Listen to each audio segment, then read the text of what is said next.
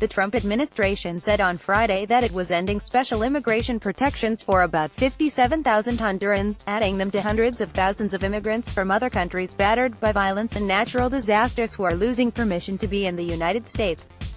The U.S. Department of Homeland Security's widely anticipated decision not to renew temporary protected status for Hondurans means an estimated 428,000 people from several countries face rolling deadlines beginning late this year to leave or obtain legal residency in other ways.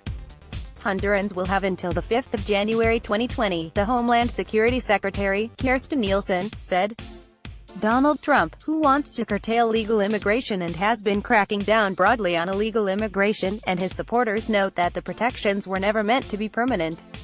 Immigrant advocates decry the move and contend that ending the status will drive people underground who have been establishing roots in the U.S. for years or decades, including having American-born children.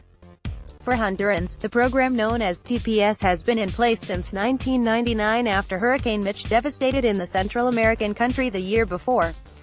The administration says conditions in Honduras have improved, while advocates argue that it still has not fully recovered from the hurricane and is now plagued by rampant violence.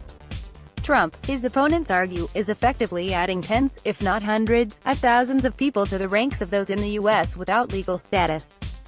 Marta Connor, a 50-year-old union organizer in Southern California who has lived in the U.S. for decades and has 3 American-born children, said before the announcement that she was not leaving, regardless of the administration's policies. "One thing I can tell you is I am not going to Honduras," she said, in noting that many of the asylum-seeking migrants in a caravan that recently reached the U.S.-Mexico border are from Honduras. "If they are coming, why am I going over there?" Around 437,000 immigrants hailing from 10 countries have had temporary protected status, a designation created in 1990 to allow people from countries affected by natural disasters like earthquakes or man-made disasters like war to have a short-term safe haven. Only a few thousand still have that status. Those with it have generally been able to work and with permission, travel outside the U.S. and return.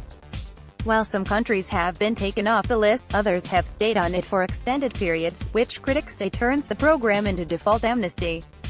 Under Trump, the Department of Homeland Security has terminated the program for Sudan, Nicaragua, Nepal, Haiti and notably El Salvador, which accounted for more holders of the special status than any other country. They have been given deadlines to leave or gain legal status if possible, starting in November for Sudan and throughout 2019 for the other countries. Several groups are suing to stay in the U.S.